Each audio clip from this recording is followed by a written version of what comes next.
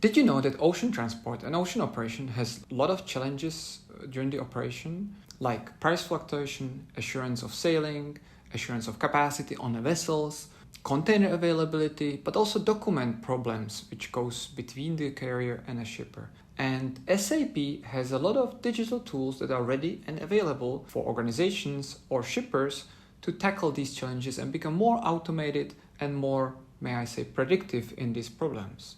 Now, today we would like to dive more into some of these tools and give you a little bit of introduction how this may work. Now, this is Jacob from Concircle, and I'm happy to be hosting these small sessions for you. Now, if you look at the process, on the business process for the ocean operation, there's few key data points or data exchanges between the shipper and a carrier.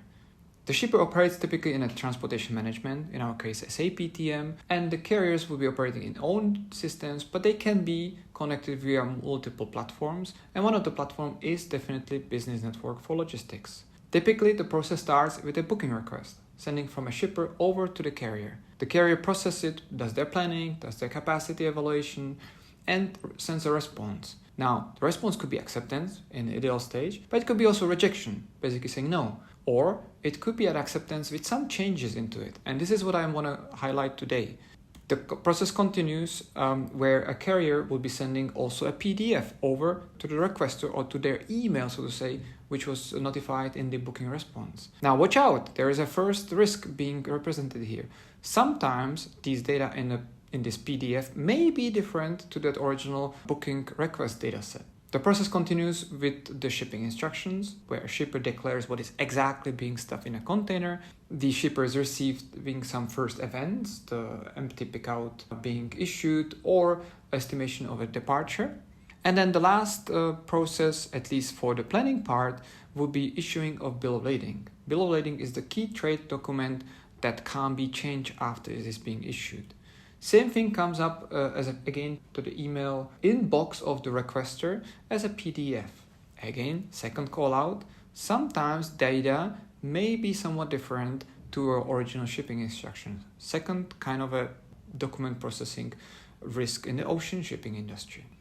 This picture just depicts more in detail all the scenarios and data points that both SAP TM and Business Network are supporting.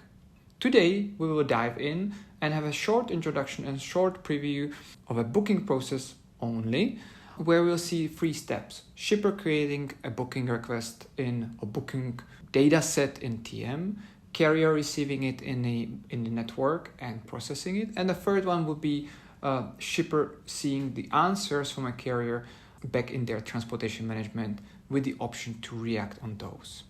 Our example will be very simple. We will be doing shipment of a car from Austria to Australia, and the booking request will go for the main leg from Hamburg over to Sydney, the so-called port-to-port service.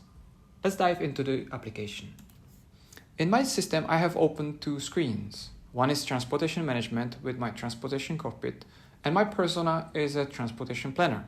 Another one is the Business Network for Logistics, and I'm logged in, or my persona is a carrier, a planner or operator, so to say. And I see here as a carrier I have either requests for freight orders or freight bookings. We'll be working primarily with freight bookings. On my transportation cockpit, we see on the left-hand side the demands, the transportation demands, what needs to be transferred and where. I see I'm transporting my Concircle car from our factory in Vienna over to our customer in Australia.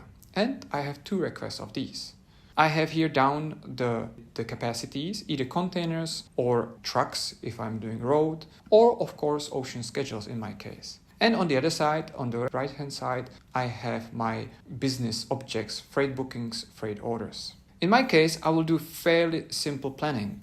I basically will look on one of my provider, Maersk, and I see, because I'm integrated to their systems, I see I have in a near time 2 possible sailing schedules. And I would like to hit the one on the 17th of January, and I will assign both of my requests over to these sailing dates. The engine automatically processes the information and creates what we call stages. So for my first car, first movement, it created me a stage from Vienna to Hamburg, from Hamburg to Australia, to Sydney, and from Sydney port over to the location of my customer in Canberra City. And it already gave me some sort of a predicted dates of when the shipments will be picked up and delivered. And this is very important, both of these cases, both of these cars, each is packed into one container, and these two containers are consolidated over to one freight booking as a demand request to a carrier.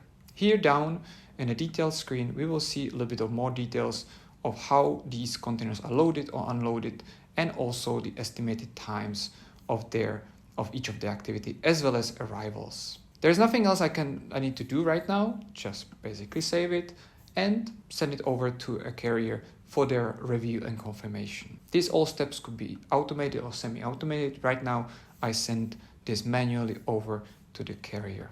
I'm done from the planning perspective. On the carrier side, they would sometimes work in a business network, but often they would work in their backend systems. But for the sake of this demonstration, we just pretend a carrier is on a business network. Now, carrier, after login or after receiving a notification, sees this freight booking request, and he sees here that there are two containers being requested from Vienna over to, the original place is Vienna, the location of pickup is Hamburg, delivery is in Sydney, or the subsection of Sydney called Botany, and then the final destination is in Canberra in inland Australia. Now, how does carrier can respond to this? They of course review all the data, and they can decide based on their capacity planning whether to reject or accept. These are the most common scenarios. But watch out, there could be still scenarios in between. For example, a carrier may confirm only one of the containers instead of two, because they just don't have any free. They may definitely change dates. So instead of 17th, I will be departing on 19th. And instead of 8th of February, which is the scheduled date by sailing schedules, it will only arrive 12th of February, so 4 days late. Of course, they provide us also some information on when is this container to be show up in Hamburg and when is the documentation to be provided. These are all very operational data and very essential. Another information they may provide is assignment of the actual vessel and the IMO number. Anyway, I'm finished with my planning and review, and I will just confirm it with these all changes that I have done on the screen. The job is done for the carrier for the moment, and how do I see it at my end in my TMS? And this is the important thing. Not everything is really received as it is planned. So it's very essential for the planners to be agile and to have tools and methods to detect changes and readjust their plans. Now, our booking was 153, so I'll just kind of look inside the details of that booking, and I will see what happens to it after the booking confirmation.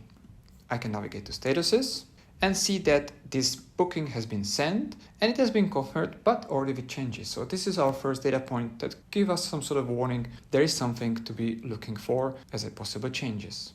I see here there are two requested containers, for example here, but I see that the confirmed container is only one. And this is, I think, the key changes. Now operator is almost in a position whether he's going to still continue work with this booking or is going to still cancel it and maybe go for a carrier number 2. There's also changes into the dates. So instead of the 10th of January as a sailing date, we have received a sailing date now on 19th, which is also quite late. Question whether it fits to my customer. There's also some updates to the operational dates. And I see here also the estimated arrival date at the destination is now 12th of February. Again, I can just keep it and work with it as it is. Anyway, I need to find my capacity for the second container, or I can cancel that and go ahead with the carrier number 2, the backup carrier. Now, operator most likely will not consume it in this screen. They will have a more smarter report or view which will only highlight the changes and differences. But on the transactional level, this is the view how this is being portrayed. So hopefully this was useful and informative. As said, we have covered 3 parts. How does shipper create a booking? How is this booking perceived at the carrier? And how the changes or acceptance is back communicated to the transportation management in SAP. Now, we hope this was informative and useful. And if you have any questions about ocean operation or ocean process as such, or implementation of any tools, don't hesitate to turn to Consequent. Thank you.